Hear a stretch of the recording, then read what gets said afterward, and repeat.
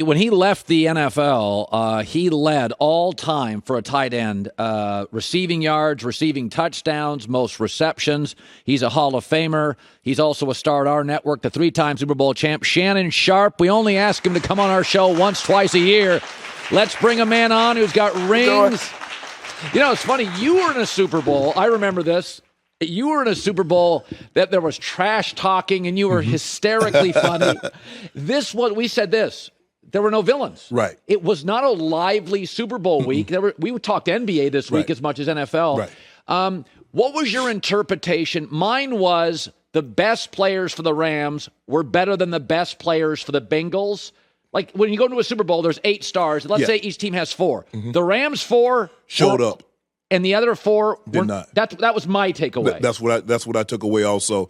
The questions that we had all week long was, could the Cincinnati Bengals offensive line, could they hold up against the front 4 of the Rams?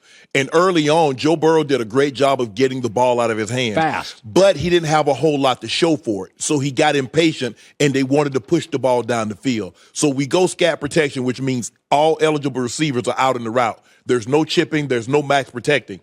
And if you notice something, and I noticed it very early on, Raheem Morris did a great job. He lined up Von Miller and Aaron Donald on the same side a lot. And he did a lot of games with them because Cincinnati, the offensive line isn't that good. So if you get on different levels, Aaron Donald is looking to get a crease. He can hit a crease, which in football terms, we say making yourself skinny. Well, a 280-pound man making himself skinny is very hard to do. But he does a very good job of that, getting his body in the crease. And what he can do, he can bend the edge. If you notice on that last play that he made, he got skinny, and then he turned the corner so quickly. Burrow really didn't have a chance to do anything. But that's on Zac Taylor. You got 3 plays. You get 3 plays, 3 downs to get 1 yard. You can't get 1 yard on 3 downs? You threw one away because you thought Jalen Ramsey was going to get nosy. The second one, Donald walks the guard back, tackles P. Ryan with one arm, and then the next play is like, okay, he's like, it's scat protection. You going to leave me one-on-one with the guard?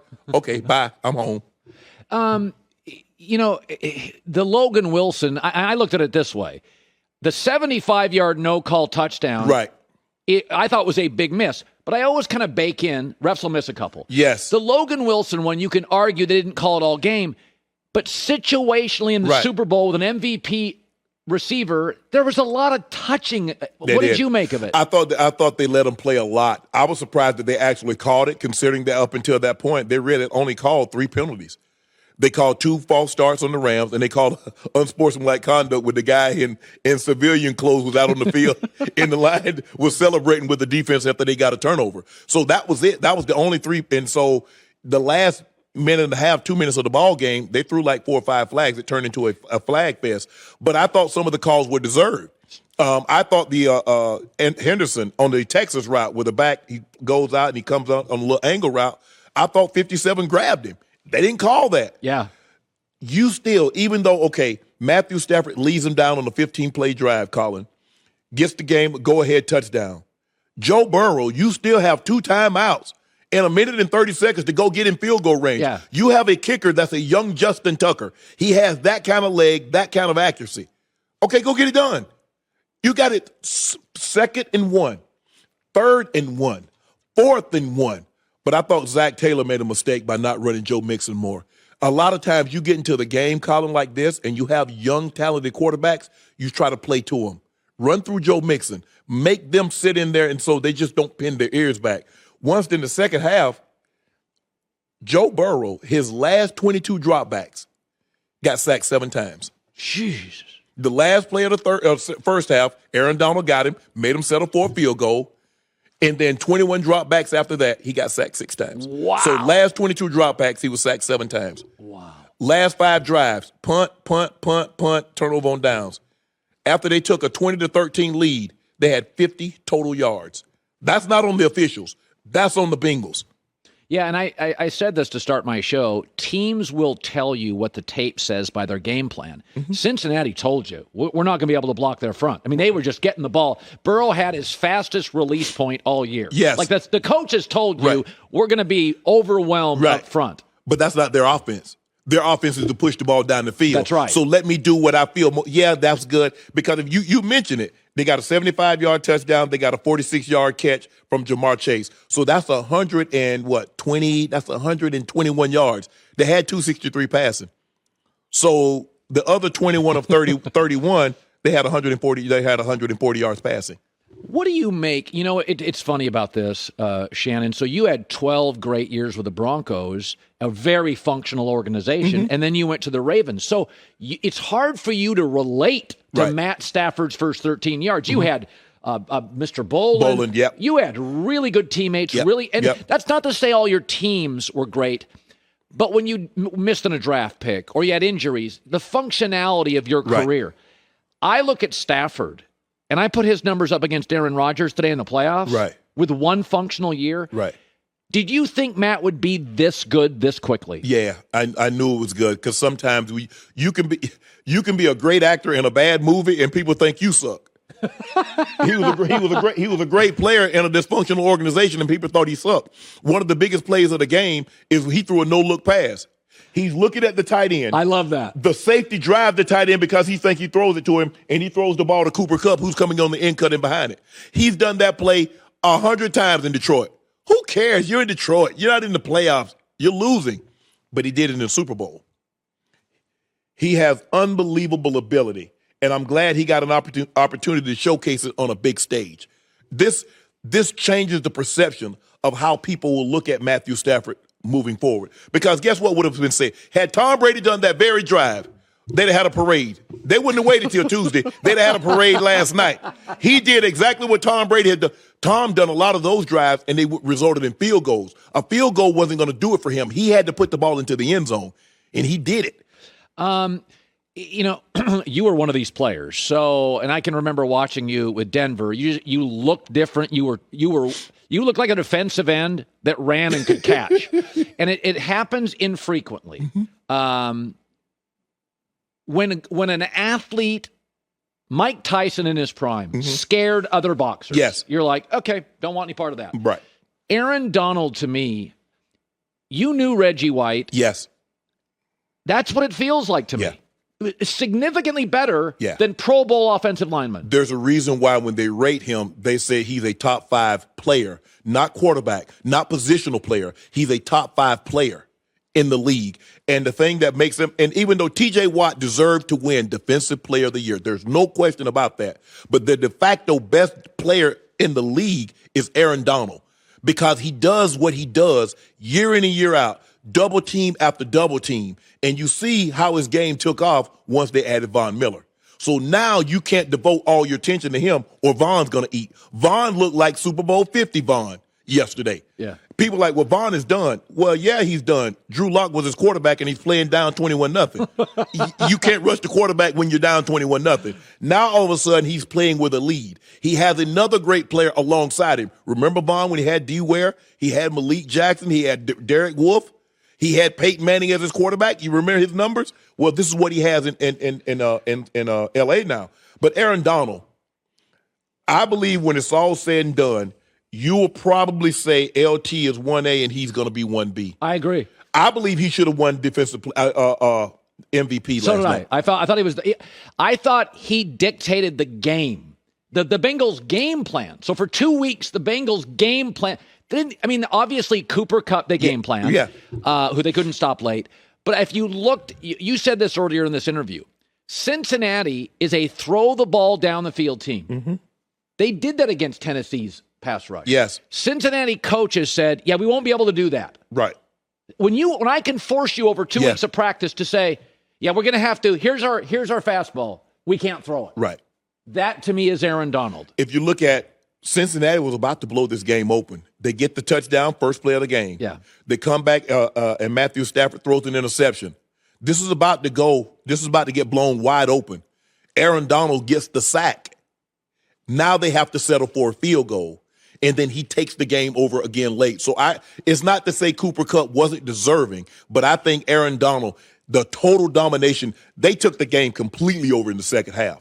But it was an unbelievable ball game last night, and to watch Aaron Donald and to watch that defense dictate.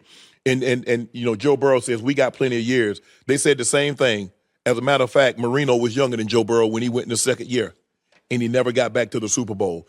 And, Joey, you said they have the third most cap space. Guess what? Cheap Mike Brown, they'll have the first most cap space because he ain't spending a nickel.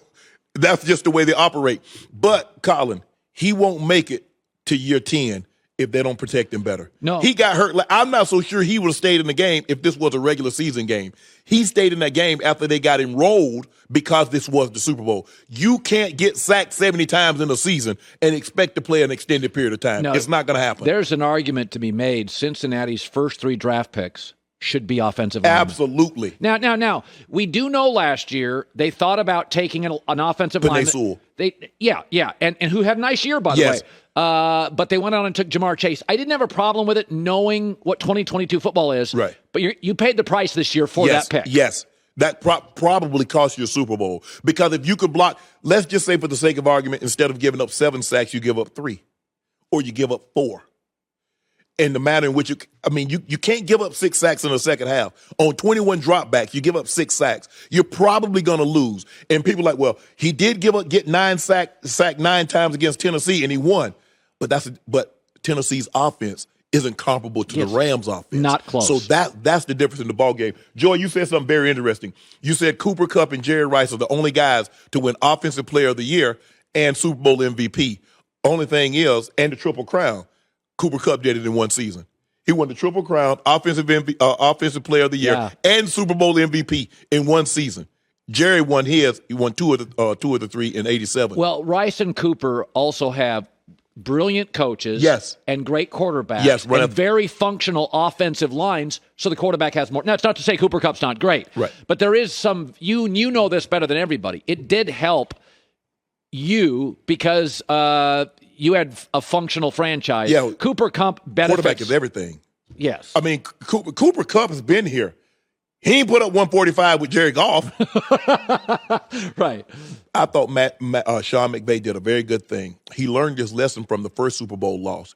He found that he couldn't run the ball early in that game, and he just abandoned the run completely and started throwing.